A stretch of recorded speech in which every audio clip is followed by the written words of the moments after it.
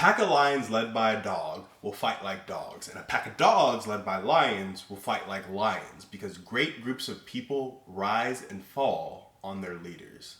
The law of solid ground posits that trust is the bedrock of effective leadership. But how is that trust established and maintained? See, John Maxwell talks about competency and character when building and maintaining trust. Competency entails being able to fulfill your responsibilities well, be good at the thing you're in charge of doing, and work at becoming world class in it. Character includes being a person of integrity and having ethics. And one thing I love about John's video on the law of solid ground is that ethics go into every area of life. You're honest or you're not. You're patient or you're not. You're reliable or you're not. By having interactions with people where you can use your competence or character to serve them, you create relational equity that grows your influence. See, that trust is what allows great communities to go far, whether it be a friend group, a business, or a family. So send this to somebody who wants to improve their relationships.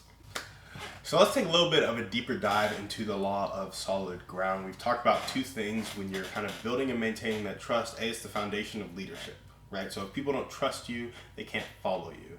I think it's because leadership is your ability to influence people. And in Young Life, I was leading Young Life back in college, we always said you had to earn the right to be heard. And I think it was talking about this principle. We would go into the high schools and we would meet random high school kids. And our goal was to build a relationship with them and share the gospel with them, loving them like Christ loves them. And that's a difficult thing to do because high school can be a particularly difficult time for people. Obviously, they're kids, so there are rules about when you can go to the school, when you can't, with all the stuff that's going on with schools in the US nowadays.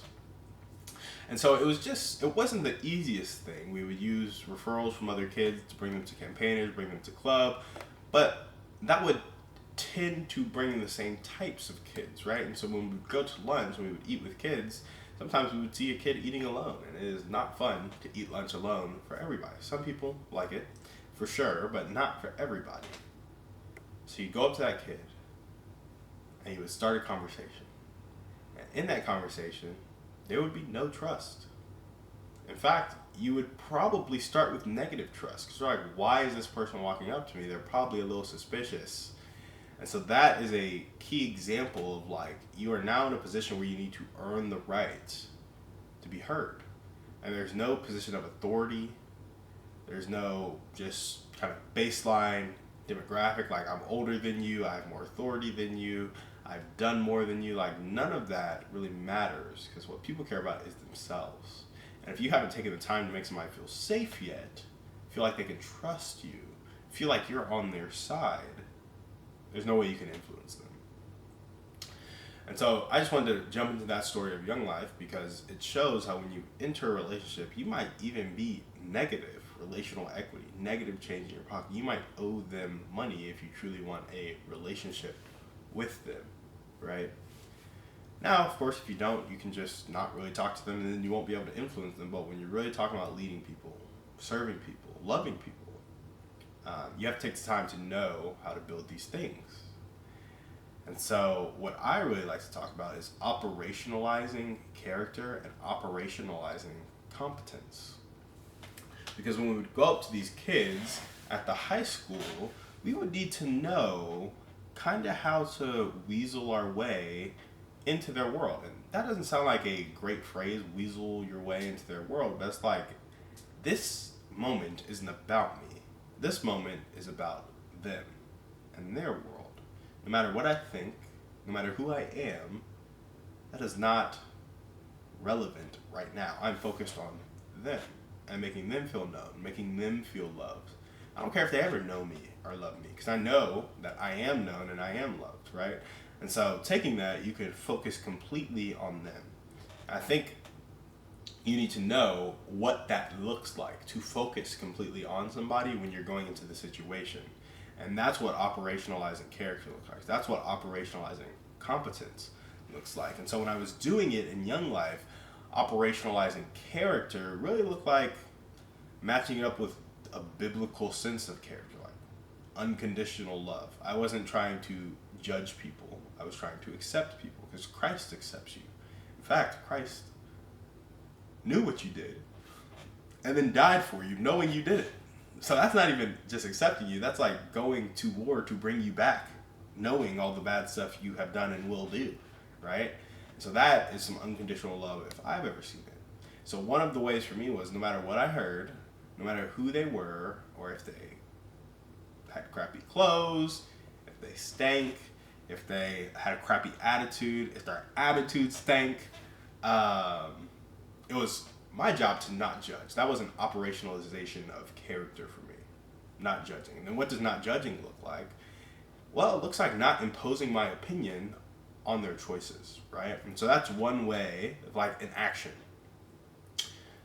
Did you impose your opinion on their choices or did you not? Did you agree with them or did you not? And comma, if it was something you couldn't agree with, did you not discourage them? It's basically taking How to Win Friends and Influence People and like, don't criticize, don't condemn, and don't complain. Those were some things that I didn't want to show in front of people because I wanted to be focused on them. I wanted to operationalize that. I wanted to appreciate the aspects of them that they wanted appreciated. Like, that was like operationalizing kind of character for me. And I know character traits is like being patient. So not judging was a character trait. And then those were some of the ways to not judge.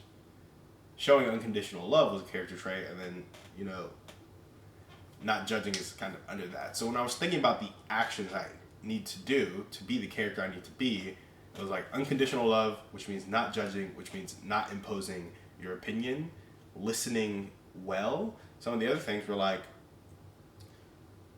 kind of displaying the love of God. So I need to genuinely be a happy person, genuinely be interested in that person because the fruit of the Spirit is joy and God is interested in them. So I need to mirror God's character as much as possible. And those actions look like the fruit of the Spirit. What does love look like? Joy, love, joy, peace, patience, kindness, goodness, faithfulness, gentleness, self-control. So that's how I need to act in those moments, right? So that was my operationalization of character. And honestly, it's a loose one. It needs to be better. It needs to be more succinct. I need to be able to describe it better. But when I was thinking about it in Young Life, that's what it was. It was really like, let's not judge these kids. Let's unconditionally love these kids. And then let's be authentic with these kids. So not judging, unconditional love, and authenticity. Because I'm a sinner too. And we can connect on the fact that we're a sinner. And then after that, we can connect on the fact that we're both loved. Because right now I know I'm a sinner. I know I'm loved. They may not know they're a sinner. And they may not know they're loved. But we know we both sin. We can connect on that for sure. And then love, that's a harder jump for a lot of people. But hopefully we can make it together. That's kind of how I thought about it. And then operationalizing competence. That really looked like, so if character looked like mirroring God's behavior, competence looked like knowing God's behavior and then doing it well. So that was like, are you being a good Christian, if you will, which I kind of hate that phrase. But, you know, to me at that time, that meant reading your Bible, being in community, loving people well, that weren't those high schoolers, right? It looked like living the kind of authentic, true life I felt a Christian should at that time, which, you know, whether that was right or wrong, that's what competence looked like to me. It was specifically Devo time, going to church, showing up to all the Young Life kind of group events, and kind of checking the boxes for what a Christian should be doing. I want to be a competent Christian, right? I want to know what I was talking about, and both in head knowledge and actions displayed, right? I think the thing I was missing was heart knowledge, which, you know, maybe I'm still working on that. But that was my operationalization of character and competence back then. And I think it's important that we have a set of actions for what character looks like, what competence looks like. And then with those actions, we're like, hey, did you or did you not do the action? And why? So we can hold people accountable, which brings me to my third point with the law of solid ground. When you're building trust, there's some accountability in there as well. And this is the weird thing. Like John Maxwell says, trust. You need to display character. You need to display competence, which I think both of those things are true. But for me, somebody needs to have character. They need to be competent. And I need a reason to trust them. Like our lives need to be intertwined in some way, and that's where accountability comes in. Because I've also learned from John Maxwell that accountability is like you are accountable to somebody. Like it's not like I have this thing I want to do. Let me go get somebody to be my accountability partner who has nothing to do with the thing at all, and they just hold me accountable to some actions. That's what I thought accountability was. Accountability is more like you have a kid. And you look at that kid, and that's the most beautiful kid ever, and now you are responsible for their life. You are accountable to that child. And you look at that kid, and you're like, I have to go to work for this kid. That's a different level of accountability because that kid is directly impacted by your actions now. And a lot of us live the first 25, 30, 35 years, 40 years of our life with nobody being really impacted by our actions. At least nobody we see visibly. This is where I start to feel convicted. So I'm like, technically we're accountable to our fellow brothers and sisters in Christ and just on earth, honestly. So for every time I'm not being the best I can be, there is one person out there that is not getting served in the way that I could serve them. And so I am accountable to that person. Now they don't think that, I don't think that, we're not held accountable to that. Because we don't know each other's potential. We don't hold each other to that standard. But if we did, I think the world could be a different place.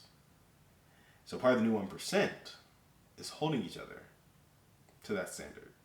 So thank you guys for watching. We will see you on the next one. And remember, we are a community of people judged not by our wealth, but by our impact.